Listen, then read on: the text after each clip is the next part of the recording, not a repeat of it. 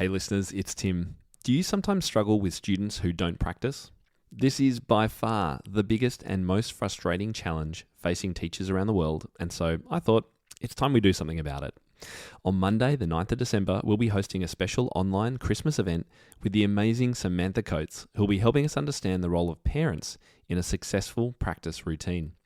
I saw this presentation at the APPC conference in Melbourne in July, and it was amazing, so I just had to ask if she'd be kind enough to share it with all of you, and she said yes. So it's on Monday, the 9th of December at 11 a.m. Melbourne time. If you're in the United States, that's Sunday, the 8th of December, around 7 p.m. Eastern, 4 p.m. Pacific. We've got a whole lot of bonuses and giveaways to share with you, but you need to be live to access them. Grab your free ticket right now at topmusic.co/Sam. Hey there, I'm Rachel Ehring, and you're listening to the Top Music Piano Podcast. Get inspired as we discuss creative resources, trends in piano pedagogy, ways to grow your income and streamline your studio, and new ways to engage your students each week. If you are a teacher who wants to go beyond the method books to create an innovative studio that fosters lifelong music makers, you've come to the right place. Hi there, welcome to the Top Music Piano Podcast. I really appreciate you listening in today. This month at Top Music, we're talking about teaching preschoolers, and so I thought we would start with discussing why we should teach the really young ones. Have you ever wondered if it makes a difference at what age a child starts their musical training, and what effects, if any, it has on their development? My guest today has spent many years researching the effects of music on children's brains and how we can start introducing kids to music even before they are born. If you are a parent or a teacher of these young ones, I think you're really going to enjoy hearing about this fascinating research with my guest, Dr. Jane Bader. Dr. Jane J. Bader didn't set out to be a music teacher. In her first career, she performed research in marine biology, conducted routine testing in a blood bank in Alaska, and orchestrated the ins and outs of a medical laboratory thanks to a Bachelor of Science in cell biology and a certificate in medical technology. After becoming an award-winning composer, she earned a Master of Music degree as well as the Doctor of Musical Arts in Piano Pedagogy degree and started teaching at a local university. She wrote her book, Music for the Developing Brain, to help parents everywhere share music with their children from the very beginning. Here's my talk with Dr. Bader. Hi, Dr. Bader. Welcome to the show today. I'm really excited to talk with you and learn more about you and your research. Could you start out by introducing yourself to our listeners? First of all, thank you for inviting me. I'm really excited to be here. The foundation for my future actually began with 10 years of piano study before I went to college when I was 16. My first job was as a computer programmer. I know that's a little unusual. After that, I have had two successful but very different careers. My undergrad degree major was cell biology with minors in chemistry and math, followed by certification in medical technology. As a medical laboratory scientist, I've done research in marine biology, worked in a blood bank in Alaska, and managed a medical lab specializing in microbiology and immunology. This background has made it easier to study the intersection of neuroscience and music education, which is my current topic for research. After our daughter was born, I needed more flexibility in my schedule. So my hobby became my next career over 30 years. I began arranging and composing music for local churches, and during the process, I became an award-winning composer. I really enjoyed teaching music so much that I eventually earned a master's and doctorate in piano pedagogy. For my thesis, I studied the use of ensembles in teaching elementary piano and wrote and arranged 7 pieces for beginners in different instruments, usually from the orchestra.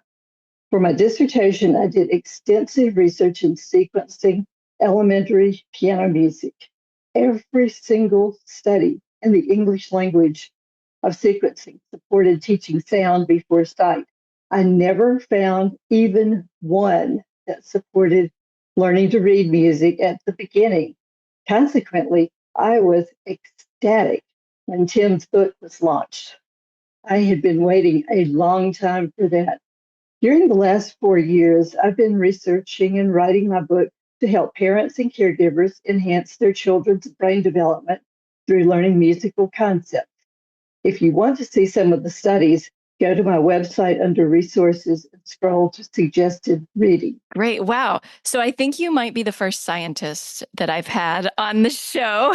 So this is exciting. I feel in a little over my head because I am definitely not a scientist, but I'm so grateful that you've agreed to talk to me about your second career, it sounds like, in music.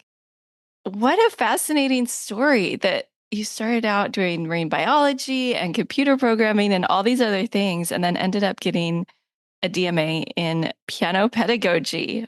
Wow. We could talk about that for a long time, but I do want to get to the book. So I actually have one here. It's called Music for the Developing Brain. I know our listeners can't see, but I have it here. It's really interesting. You talk about the research, like you mentioned, of how music affects young children. And so that's what we're going to dive into today. But I'm curious, I mean, you mentioned your daughter a little bit, but how did you really become interested in the effects of music on children and babies? I kept running across articles and I just couldn't ignore them. Part of being a scientist is having curiosity, and that's definitely what I have. And I started running across these articles about not just a little thing, but specific things. These are big articles in big scientific journals that I recognized, and they followed a standard research protocol. So I could not ignore it. I just couldn't. I said, well, let me see where this goes. And so I started following it, and that's exactly how I ended up doing what I did. It was amazing at how much music can enhance children's brain development and a lot of other aspects of their life too. So I was like, hey, this is the secret sauce. We've got to share this. Yeah. Do you ever feel like you look at all these piano teachers and it's almost like they have some blinders on, like they're not seeing this research and these things and how this sight before or sound before sight concept, that they're kind of ignoring that whole thing and just going straight to note reading? The reason it's done that way, I believe, as best I can tell, is that reading was actually thought to help beginning piano students as they learned, because they go to school, they learn to read, and so then they assumed the same thing would happen with music. The only thing is, you haven't had 5 or 6 years of music development. You've had language development, but not music development during that time. And so, yes, you're ready to read when you go to school, but you are not ready to read music. the if you do, your brain will focus on that instead of the music and making music. And so for adults, I've found that it can be very discouraging for them to start out, because most adult methods go much faster than the others. And so it's just been something I've observed and said, we can make this better. And so that's why I'm so excited about it. It's just something that seemed natural. I mean, think about it. Would you tell a toddler who is, say, let's say 2, would you say, oh, you shouldn't talk? We've got to get you to learn to read first before you talk. When you think about it in that context, that's just something that doesn't make sense. Yeah, that's such a good analogy, because when those kids go to kindergarten and learn to read, they've had 6 years of language and exposure, typically. I mean, if they were English speakers, um, exposure to language before they ever were taught the alphabet. You're exactly right. So, did you go into your research, because you'd seen all these other articles and stuff? Did you go into your research with some preconceived ideas already? It wasn't so much a preconceived idea. It was more like I had experience observing things. That's one of the main things you do as a scientist is observe. And so, yeah, I made an informal survey at a conference, and music teachers felt that based on their experience with children, that they could see that there were four categories: basic, academic, social, physical, and personal development. And all of those seem to be enhanced through music study. Something very simple like, and this is when you have music books to keep up with. You have to have your books to take to your lesson when you're older and know how to read after you've learned how it sounds. So, yeah, just little responsibilities, practicing, making sure you have time to practice, which is not always a given. So you do have to plan and do these things. So, yeah, I think preconceived is more like this is what I've seen. It wasn't like I was um, focusing on my belief and trying to find evidence. That's not what you do as a scientist. So I was truly open minded to it. But the more I learned, the more I became fascinated, and the more I thought, oh, this is too good to keep to myself. Yeah. Okay. So tell us more about what you discovered. And I don't know where you want to take this question, but tell us some of the maybe things that surprised you or things that would surprise us that you learned when you were researching.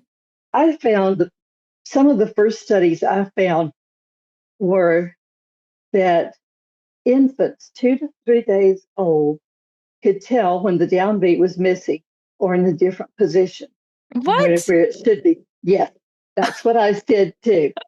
Yep. Mm-hmm. Wow. Yep. That was one of the first ones. And so then there was another study, and I liked this one because I noticed that our daughter had been kicking in rhythm. We played in a band at church, and so she would kick in rhythm to music with a strong beat. She really would go to town, and this is before she was born. So yeah, now one study observed that infants, um, as much as 2 weeks before birth, can recognize a tune Hmm. Wow. before they're born. How Even do when they know that? How do they research that? they measure their physiologic response when certain tunes are played, and the ones that are familiar, they respond in a different way. So it's all, it's just they measure how the baby listens to. And as far as before birth, I think it would be the acting that the mother would be able to tell that, hey, this kid is acting different to this song. I sure was. And I didn't even know about all this. So yeah, there's another one that newborns can also recognize the rise and fall of pitch contours in language.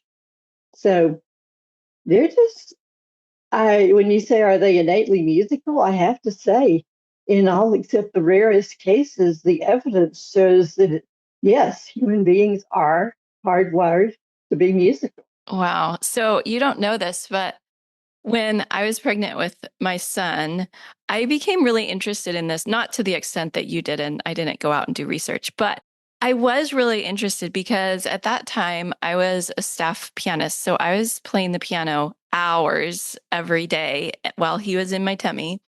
And, I don't have any way of knowing how he would have been if I hadn't been playing hours a day. But he does seem to just have like a natural musical sense to him. He sings in tune, he has good rhythm. And I kind of wonder if some of that is because he heard hours and hours and hours of music before he was even born. And I remember sometimes I'd be working with students who were like, playing with bad rhythm or out of tune. And I would, in my head, be thinking, don't listen, baby, don't listen to this. That's why I said in my book, if you really are one of those people that can't carry a tune, YouTube has some excellent examples for you. Play those for your baby. Exactly. Yeah, I was amazed at things that they had already found out. And so, yeah, I couldn't stop. It's like I couldn't stop reading. Yeah, it sounds like it. So what led you to write the book? When did you decide, okay, I need to put pen to paper or computer and write this all out? It was early in the pandemic. I was scheduled to literally, right at the very beginning, start teaching this family of girls. And the pandemic came, and all of a sudden, it's like, no, you can't do that. And then the parents felt like they really wouldn't learn well on Zoom because they were very active and short attention span, and they really thought that in person would be better. And I'm like, well, I can't come teach your children, but I can write instructions for you to do this. And I used to write a lot of lab procedures in my first career. So this is kind of like, this is when you want to teach them the downbeat and help them feel it. Then it's, I actually do have examples on my website for all of these activities that require looking to see how you do something. But yeah, it's just something very simple to feeling a light, slow, sort of relaxing on the downbeat, and feel down and down. And so it's just that you do that. And usually I have a little song in there that I made up for the grandkids, which everybody else can use too. So it just started out. And so you have to start with basic rhythm and teach them things like high, low, loud, soft, slow, fast. And the English words are perfectly good to use to start out. And I've never seen a toddler that had trouble distinguishing uh, fast and slow or loud and soft, the high and low. But those concepts are foundational for music study because you don't want them to think of volume as high. You want them to think of volume as soft or loud. And so, um, yeah, those are just basic concepts that you can learn as you learn language development. And they're not difficult. They're just if you do them and you do them frequently, but it only takes like a few minutes a day of something like that. And if you do enjoy it more, if there's an activity your kid is crazy about, by all means do it however often you want. So some of them are kind of fun. Yeah, of course. Top Music Pro enables you to be a pro in your own studio because you don't have to reinvent the wheel and you don't have to make up all the answers yourself. You have support. I think of Top Music as the pot of gold at the end of a rainbow. This site is the whole pot of gold, and there's gold pieces in there that I didn't even know existed. I am actually teaching a full studio. They're coming online from miles away. So I am certainly thriving. So what Tim has done is build a global community of piano teachers who are interested, who are engaged. And when you become part of this community, you feel empowered. My life is different now because I'm not just in an isolated little studio. I have learnt that there are other people out there going through very similar learning curves and sharing these ideas. I've really gained a lot of skill sets where my teaching is far more creative, far more innovative. I have resources so that I can add to it things that I didn't know. My life and my business are different now because I have the three things that I really wanted: less stress, more money, and more time. It's going to be fun. Like, I got excited about being a piano teacher. It's revolutionized everything that I do. I think I've become a more thoughtful teacher, a more organized teacher. The quality of my teaching has deepened. I feel like I can do this. I feel a sense of hope. I love the creativity it fosters and the openness to thinking outside the box, and it's energizing. Joining Top Music really solidified that. Like, no, this is your career, and you can make a career out of this. That has really helped me be proud of what I do. It's made such a tremendous impact on the way I think about teaching. It keeps your mind open when you have so many ideas. My best win from being on Top Music Pro is just having a lot more peace of mind as a teacher and as a business owner. It just gives me that less amount of hours that I have to do with research and everything. It's a really good place to spend a few pounds, a few bucks a month. What you get from it far outweighs what you have to pay into it. My biggest win with Top Music Pro was increased student retention and increased income. I have a lot more confidence in how I'm teaching, and I have the resources that I need when I do have questions. I probably went from about 35 students to maybe like 65. I ended up doing 3 classes and I had a waiting list. If I hadn't signed up with Top Music Pro, I probably wouldn't have realized that teaching piano is a real job and you can build your whole career around it. So just to kind of be clear with our listeners, the book is more geared toward parents and caregivers who possibly don't have any musical background, but they want to give that to their child. And it gives really clear step-by-step instructions. And then you have videos that you reference and other things from your website where readers can go and incorporate all of these things. So it doesn't take any musical background or training to incorporate these concepts. I want to talk a little bit about what teachers, piano teachers in particular, can get from this. I think, first of all, if you know somebody in this situation, you have a friend who's not musical, but they're interested in giving their baby something, gifting them the book is the first step. But I think there's also other ways that this can relate to piano teachers. I'm curious because I've heard piano teachers or seen them in the Facebook groups say, I won't teach any kids under age 7 or whatever it is. What would you say to those teachers or teachers who just don't feel comfortable with the younger kids? Well, I would not recommend that you teach preschool children. If you don't want to. Yeah, I really would. But the thing is, the nice thing about this book is you don't have to teach them. It's simple and straightforward enough that their parents, their caregivers can teach them. So yeah, it's not something that, honestly, I never taught big preschool classes or anything like that. It was mainly by the time they're 6 or 7, people start thinking of, they don't think of learning music in preschool grades or, toddlers, even infants, just don't think about it. They think, oh, well, about 7 or 8, that's a good time to start. And it's like, you could have started it a lot earlier and had more fun with it. So yeah, the reason the book is great for piano teachers is because they don't have to teach it. They don't have to teach preschool. So yeah, one teacher actually said, well, why should I care? And I said, because they'll be ready to learn whenever they come to you for piano lessons. They will have this wonderful foundation. They'll be able to know rhythm patterns. They'll be able to keep a steady beat. They'll be able to tell where the downbeat is. They'll recognize at least soft and loud dynamic, connected or separate articulation. These are things that children are perfectly capable of learning.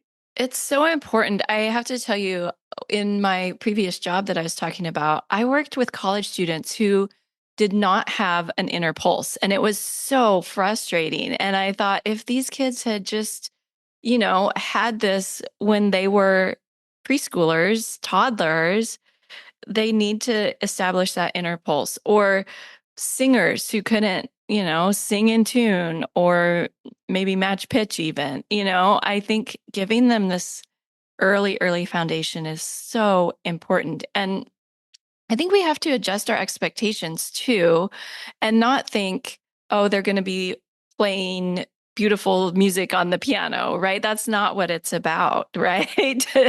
Tell us what our expectations should be at that age. Well, it really depends on the child, because some will be, oh, I can't get enough. And others will go, do I have to do that again?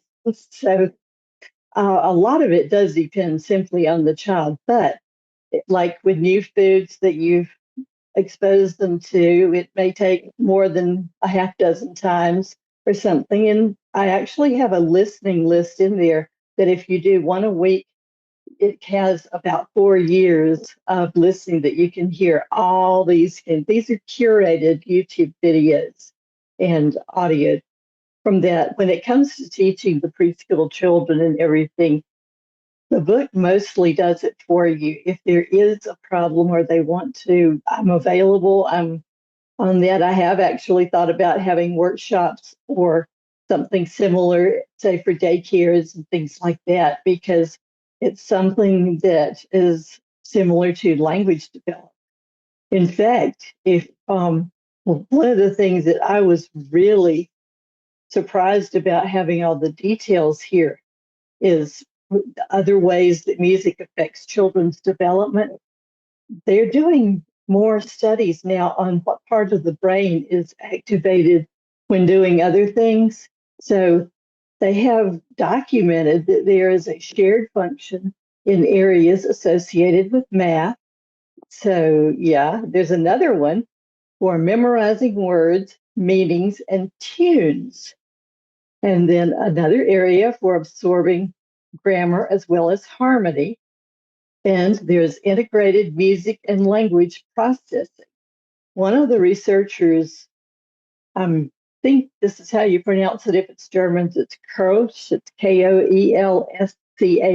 It is listed in my suggested reading under resources on the website if you want to read more. But this quote from him says, the human brain, particularly at an early age, does not treat language and music as strictly separate domains, but rather treats language as a special case of music. So it's a special case of music. Yes, specifically, the corpus callosum connects the two hemispheres, and it is larger. The motor area is larger. The auditory region, which you would probably expect would be larger. And this one really was the icing on the cake. Positive cognitive effects of music study could be prolonged even in adults with an average age of 65 who studied as children but did not continue playing. So music does a whole lot of good things for your brain. Okay, I'm going to have to make my son listen to this because he's fighting me on piano right now. And I'm telling him it's good for you. I'm going to tell him, even when you're 65, this is going to benefit you. That's so interesting. Isn't that amazing? Wow. That's why I can't put the research down. I just have to keep going. Yeah, for sure. And we have to get the word out about it because I don't think people realize. As musicians, we hear some of these things kind of in passing or whatever, but to hear it in this scientific way is so fascinating. Now, I have a couple final questions for you. One is, do kids need something systematic like what you've put into your book, or can we just, play music for them, turn on the radio, whatever, when they're little? Does it have the same effect, or do they need something more than that? Actually, no, it does not have the same effect because there's a difference in passive and active music listening. Now, you might be able to use the radio or whatever more if you do things like move to music, learn to feel a downbeat, and things like that. But just passive listening is probably not going to do any of the things you want it to do. It really won't give them a whole lot of experience making music unless they go to a keyboard and start playing it. And that's one reason I start off playing by ear with the black notes, because you only have 5, and it's a lot easier to figure out what the right note is when you're only dealing with 5 keys and they are in different groups. So it's easier way to start with Mary Had a Little Lamb than in C position. Yeah, it's funny. I was just thinking about like all the toddler music classes, they always incorporate movement. And I think part of me thought that was just because at that age, like they have so many wiggles, they need to move, but it's actually part of their musical development, isn't it? To feel the music in their body. It's not just about their wiggles. Yes, the gross motor movements are what we start with. And that's what's important to do that part of it. Actually, I've done most of these with my beginning piano students who arrived, of course, without this readiness course, which is what I think of the book as. But yeah, I mean, most of them come in the door and no, they don't have this background. And so I would have to, go through the whole process, but with, more age appropriate things through 7 to 8 years old. Maybe that's a good question. Could you expand on that a little bit for teachers who get the older students, 7 or 8, and they haven't had this? What do you do with them to kind of make up that deficit? Use the same sequencing and the same things, like teaching them about a downbeat is one of the first things. And we'll take a step and do things like walking in rhythm. And when we get to the downbeat with other beats in there, then we'll do things like take a big step on the downbeat and then clap hands like down and up, and for the light claps, then the big step for the downbeat. And so they would feel the difference. And so these are just things that you can do even for adults to get their body to feeling the rhythm, because rhythmic feeling is something that is absolutely essential for every bit of making music. Yeah, absolutely. Well, Dr. Bader, is there anything else you'd like to share about your research? And then we'll be sure to tell listeners where they can learn more. I just think it's so exciting to find out, music is good and wonderful in and of itself. The purists say you shouldn't even look for anything else, perhaps. But coming from a background as a scientist, I just had to. And so I think it's absolutely wonderful that music, this thing that's so much fun to do, can do so many good things for your brain and your body. And for your life, really. Yeah, it's really beautiful, isn't it? That this thing that brings us so much enjoyment is also really good for us. Yeah. And for our kids, for sure. Yeah. Well, Dr. Bader, thank you so much for coming on today.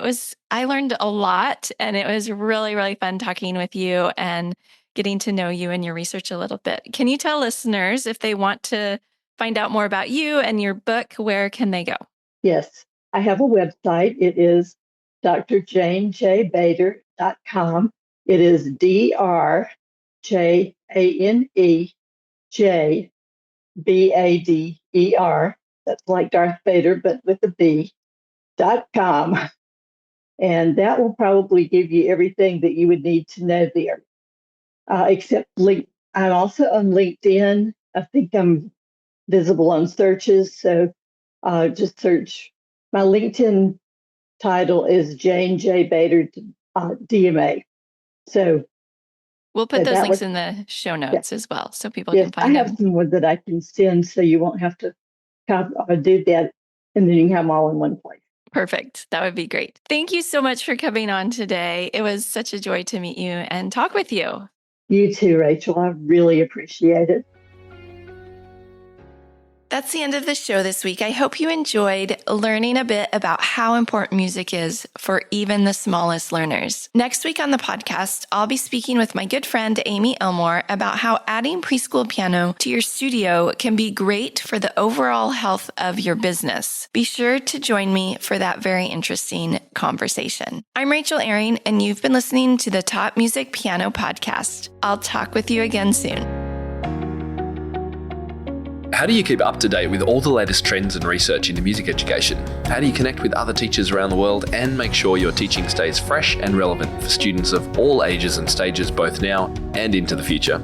I created our Top Music Pro membership to be the one-stop shop for music teaching resources, training, support and community, and I'd love for you to come and join us inside. With over 40 comprehensive training courses, hundreds of teaching demonstrations and lesson plans, free monthly sheet music, discounts, and all the business and pedagogy support you could ever need, Top Music Pro is the community you've been looking for.